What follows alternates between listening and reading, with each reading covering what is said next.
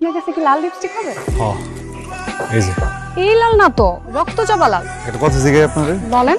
আপনারা দেখে তো মনে হয় না যে আপনি লিপস্টিক ব্যবহার করার মতো মানুষ। হঠাৎ লিপস্টিক নিতেছেন যে?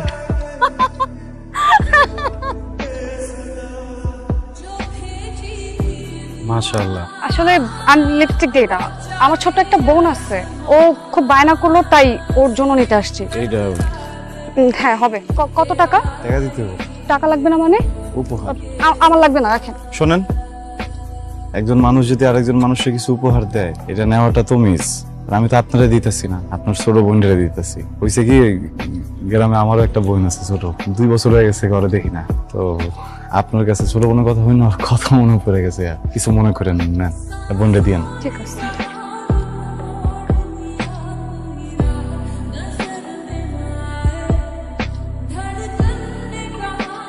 ওর বেয়াদবের জন্য আমি মাফ চাইতেছি আপনার কাছে। আপনার মনে কিছু নিয়েন না। আপনারা যেটা করতেছেন ওইটা ঠিক আছে, এটা আপনাকে জীবন। ওর জীবনটা তো এমন না, ওর তো একটা তরিকার জীবন, তরিকা চলতে হইব না। এই তুই কই তো তুমি পর বেয়াদবি করে। আসসালামু আলাইকুম। ওয়ালাইকুম আসসালাম। ভালো আছেন? জি ভালো, আপনি ভালো আছেন? আচ্ছা, আমার একটা চিরুনি একটা আয়না দেন তো। হ্যাঁ, একটা চিরুনি একটা আয়না। আর আজকে এগুলো আমার জন্য নিতেছি। নেন। আয়না লাগবো না। টাকা লাগবো না কেন? উপহার। এইভাবে যদি প্রতিদিন উপহার দিতে থাকেন তাহলে তো আপনার লস হয়ে যাবে। লস হইব আমার লস হইব। যে লোক লসের সাগরে ডুবে থাকে এর কোনো লস হয়? বুঝলাম না বিষয়টা। এই যে আমার ব্যবসাটা দেখতেছেন না, এটা আমার আসল ব্যবসা। চৌরাস্তায় আমার একটা দোকান আছে। আমার আব্বা মরে যাওয়ার আগে দোকানের জায়গা সবকিছু আমার নামে লিখে দিয়ে গেছে। হঠাৎ একদিন দোকানে আমার ছোটবেলার বন্ধু এলো। ভাইগুলোর মান নাকি ক্যান্সার, 20 লক্ষ টাকা লাগবে। আপন মায়ের মতোই তো, এরাতে রান্না খাইছি, এর বাড়িতে থাকছি। মাই মনে করছি সবসময়, পর মনে করি নাই। আর আমার কাছে তো টাকাও ছিল না। পরে আমার দোকানটা বন্ধ করে রাখা 20 লক্ষ টাকা দিচ্ছি। আমার বন্ধু টাকাটা লেগে গেল, কিন্তু আর ফিরাইলো। পরে যখন আমি খবর লাগিয়েছি তখন উনি যে আর মার কিছুই হয়নি, সমস্যা নাই।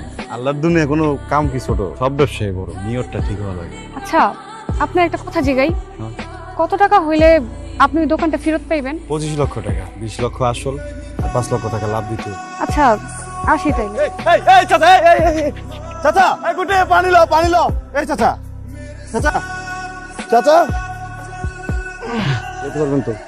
একটা পারবেন যেতে? পারবো না। ঠিক আছে, সাবধানে যান। আজকে আমার মনের মতো একটা ছেলে দেখলাম, আর এই ছেলেটাকে দেখার পর আফসোস হয় আমার কেন এরকম একটা ছেলে থাকলো। বাবা, আমারও না অনেকদিন ধরে একটা ছেলের সাথে দেখা হয়। ছেলেটাকে দেখলেই না বড্ড মায়া লাগে, মনে হয় যাদের সাথে সারা জীবন থাকা যায়। মানে তুই সবসময় নিজেকে গুটিয়ে রাখছিস, একটা অনুশাসনের মধ্যে থাকছিস। এমন সময় এসে এমন কোনো ভুল করিস না যাতে নিজেই তুই কষ্ট পাস। আসসালামু আলাইকুম, কেমন আছেন আপনি? আচ্ছা বাবা, এত সুন্দর প্লেসে রানিং দোকান কি কেউ কারো কাছে বন্ধক দেয়? সবাই হয়তো দেয় না। আসলে হয়েছে কি, আমার পরিবারের কাছে কেউ কখনো বিপদে পড়া সাহায্য চাইলে আমরা তারে ফিরাই না। আমার খুব কাছের একজন বন্ধুরে সাহায্য করতে গিয়ে আমার ঠিক আছে বাবা, ঠিক আছে। আমি না হয় তোমাকে 30 লক্ষ টাকা না না, এটা কোনো দয়া দাক্ষিণ্য না। আমার এই জীবনে তোমার মতো ছেলে পাবো কিনা জানি না। একটা কথা বলতে চাচ্ছিলাম বাবা, সেবার বলি, আমার বড় মেয়ে আন্নার সাথে তোমার সাথে বিবাহ দিতে চাই। আলহামদুলিল্লাহ, অনেক অনেক শুক্রিয়া, আপনি আমার এই লায়ক মনে করছেন। আমার আপত্তি নেই, তারা আমার খুব পছন্দ। আমার যে একটা শর্ত আছে। শর্ত?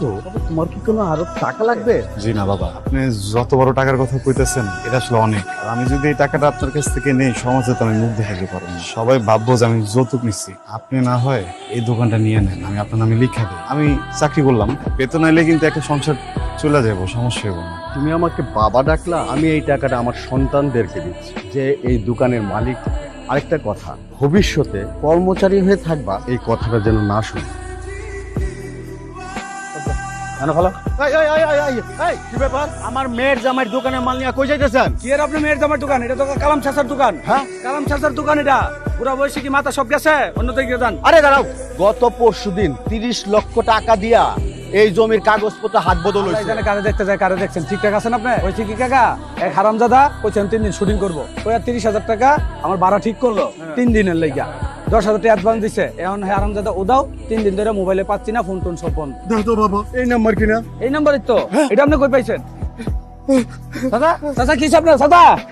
আজকের দিনের লাস্ট মুদ্রা, ঠিক আছে? সবাই সুন্দর করে ফলো করো আমাকে। ময়ূর হও। 1 2 3 1 2 3 যাই হোক খুব বাজে হয়েছে। আমার মাসি আসছে তো কলকাতা থেকে, তো তোমাদের সাথে আবার পরে ক্লাস নিবো। যাও সবাই চলে যাও। এই শোনো, তোমার আম্মুকে কিন্তু বলো বেতনের কথা, ঠিক আছে? কি ব্যাপার সখী, তুমি যাবেন সখী? আজকে আপনার জন্য একটা সারপ্রাইজ আছে। কি সারপ্রাইজ? টাকা আছে। এটা আপনার জন্য। আমি চাই আপনি আপনার শপিং করুন। এত টাকা কোথায় পেলে তুমি? এটা তো আমার মার আলমারিতে ছিল। আমার জন্য। আমার টাকা মানে তো আপনার টাকা। কিন্তু শোনো, আমারও কিন্তু একটা বায়না আছে তোমার কাছে। দুজন একসাথে যাব, তোমাকে বিয়ে করে ফেল, তারপর প্রথম বন্ধুকে তোমাকে ছুবো। আমি তো সেই অপেক্ষাতেই আছি। যাও দুষ্টু যাও। দেখছেন নি আপনারা আর মাইয়া কান্দার কথা কইতে হাঁটতেছেন শুনেন আপনারা দর্শকরা ভাই বোনেরা আর মাইয়া ও বলা বেবুজ বুঝে না আর এই মাইয়া রে এই জামাইয়া ফুসলে ফাসলাইয়া প্রেমে জালে ফালাইয়া চুরি করেছে নিজের ঘরে 1-2 টিয়া ন 20 লাখ টিয়া এই জামাইয়ার ঘরে জামাইয়া এত বড় সর্বনাশ করছে নাই দেশবাসীর কাছে বিচার চাই আনেরা হেতার বিচার করবেন মা হিসাবে আর কিছু চাই নাই আপনার কাছে।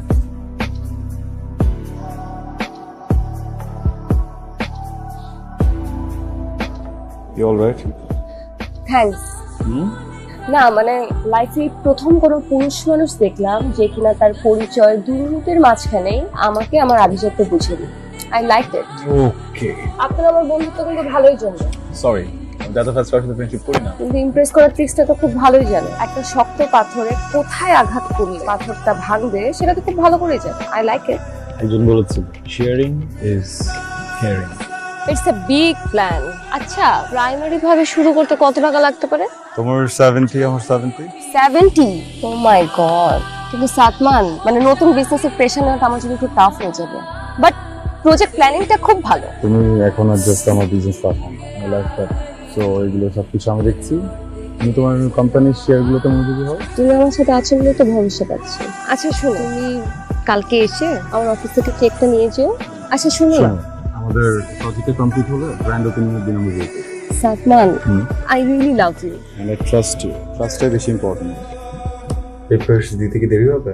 না না, একটু ওয়েট করো, এখনই সব রেডি করে নিয়ে আসবো। অফিসে কিছু হয়েছে নাকি আজকে? মানে কি, তোমার সাথে কেউ মিসবিহেভ করেছে? হ্যাঁ না না, আমার সাথে মিসবিহেভ করে নাই, আন্তরিক কম লেগেছে। আচ্ছা দাঁড়াও, কি করবে? ওরা বেশি বার বাড়ছে, আমাকে হ্যান্ডেল করতে দাও। আপনারা সবাই তাড়াতাড়ি রুমে আসুন, আর্জেন্ট। বুঝতেছো না বাবা, এত সিরিয়াস কিছু তো না। আমি আমাকে তো কি মনে হয় তোর ওই 10টা মেয়ে যাদের সাথে ট্র্যাপ করছিস তাদের মতো বোকা মনে হয়? হ্যাঁ, তুই জানিস তুই কতটা পিছলা? তোমাকে এত কষ্ট দিছোস, এত ঘাম ঝরাইছোস, হয়রানির উপর হয়রানি। বাইন মাছ ধরার মিশনে নামছিলাম আমরা, এখন তো ধরতে পারছি যে এখন বাইন মাছটা চামড়া ছিলবো, লবণ লাগাবো, মাংসগুলো বের করবো, তারপর কি সব ইনফরমেশন টাকা এমনি বেড়ে যাবে না? আমি মেনে নিতেছি আমি সব ভুল করছি। যা ইনফরমেশন লাগে সব দিয়ে দিব, আপনাদের কিছু করতে হবে না। আমি নিজে থেকেই কোঅপারেট করবো, টাকা ফেরত দিব, সব টাকা ফেরত দিব। আমার সাথে যারা জড়িত ছিল সবার নামও বলে দিব। একটা ফেভার প্লিজ, কিন্তু চোখটা খুলবা। অনেক বছর তো হইলো, আর কত বল। আমি একটু দূরে যেতেছি কিছুদিনের জন্য, আজকে একটু চোখটা খোলো না একবার। মা একবার একটু দেখবা আমাকে। আমি অনেক বড় একটা কাজ পাইছি বুঝছো, আমি ওই কাজে একটু দূরে যাচ্ছি, তুমি যেন একা একা ভয় পেও না। সকালবেলা কিছু টাকা ডিপোজিট করেছি, আমি একটা ইম্পর্টেন্ট কাজে দূরে যাচ্ছি, কিন্তু আমি মনে হয় আর আসতে পারবো না, নতুন করে টাকাও জমা দিতে পারবো না। যতটুকু টাকা জমা হয়েছে ওই পরিমাণ টাকার ট্রিটমেন্ট শেষ হলে আপনার ট্রিটমেন্ট বন্ধ করে দিন। কি বলছেন এসব? আমার মা কোমাতে আছেন, কবে উঠবেন জানি না। তোমার মা তো চেষ্টা করছি অনেক ভালো কিছু করার, কিন্তু কেউ সুযোগ দেয় না। পৃথিবীতে কেউ কারো 2 টাকাতে হেল্প করে না, কিন্তু এতটুকু বুঝে গেছি আজকে যে খারাপ কিছু করে কখনো ভালো হয় না। আমার মায়ের কপালে মনে হয় এই পর্যন্তই সময় ছিল। একটা রিকোয়েস্ট করি, আমি তো আর আসতে পারবো না, আর আমার কাছে আসলে অত টাকাও নেই যে আমি ট্রিটমেন্ট আর চালাবো। হসপিটালে হয়তো বা তাকে আর রাখবে না। আমার মা যখন মারা যাবে প্লিজ দাফনের ব্যবস্থাটা করে দেন। আপনার যা বলেন আমি সব করবো, প্লিজ। তুমি পালাও, এখন ডিরেক্ট ফায়ার এক্সিটের দরজাতে বের হয়েছে। কি বলতেছেন আপনি? আমি যা বলছি সব ঠিক বলছি, নিচে ওরা যাতে তোমাকে না দেখে। আর আন্টির অক্সিজেন খুলতে হবে না, আমি সবকিছু টেক কেয়ার করবো, যত টাকা লাগে যা লাগে সবকিছু আমি দেবো, তুমি টেনশন নিও না। আর একটা কথা, তোমার ফোন দিয়ে আমাকে ফোন দিবা না, রাত 11টার পরে পাবলিক বুথ থেকে আমাকে ফোন দিবা, ঠিক আছে? Thank you, thank you. আমাদের পরে কথা হবে, হ্যাঁ? আর লেট করো না, এখন যাও। আমি আন্টিকে দেখবো, তুমি টেনশন নিও না, তাড়াতাড়ি। Excuse me, nurse. এই বেডে যে পেশেন্টটা ছিল উনি কোথাও, ওনাকে কোনো শিফট করে দিয়েছেন আপনারা? ওনার কিছুক্ষণ আগে রিলিজ হয়ে গিয়েছে। আমি তো টাকাগুলো আনতে গিয়েছিলাম, মানে আপনারা কি মানুষ? কিছু টাকার জন্য তাকে হসপিটাল থেকে বের করে দিলেন, আর কিছু সময় ওয়েট করতে পারলেন না আপনারা? প্লিজ আপনি একটু থামেন, আপনার মনে হয় কোথাও ভুল হয়েছে। উনি আসলে গ্যাস্ট্রিকের পেশেন্ট ছিলেন এবং ওনার স্যালাইন শেষ হয়ে গেছে বলে আমরা রিডিউস করে দিয়েছি। একটু আগে তো ওনার ছেলে আসলো আমার সাথে, আপনার সামনে এত কান্নাকাটি করলো, এত কথা বললো, তখন তো আপনি নিজেই বললেন যে উনি ক্যান্সারের পেশেন্ট ছিল। এখন আমি আসলে ভুল করে ফেলেছি, আমাকে 500 টাকা দেওয়া হয়েছিল এটা বলার জন্য। এই 500 টাকার জন্য আপনি এত বড় মিথ্যাটা বললেন? মানে আপনাদের মতো নার্স, আপনাদের মতো ডাক্তারের জন্য বাংলাদেশে এই অবস্থা, বাংলাদেশের হসপিটালের এই অবস্থা। আমি এই হসপিটালের উপর কেস দিব আর আপনি থাকবেন প্রধান আসামি। ওয়েট করেন, জাস্ট ওয়েট এন্ড সি, দেখেন আমি কি করি।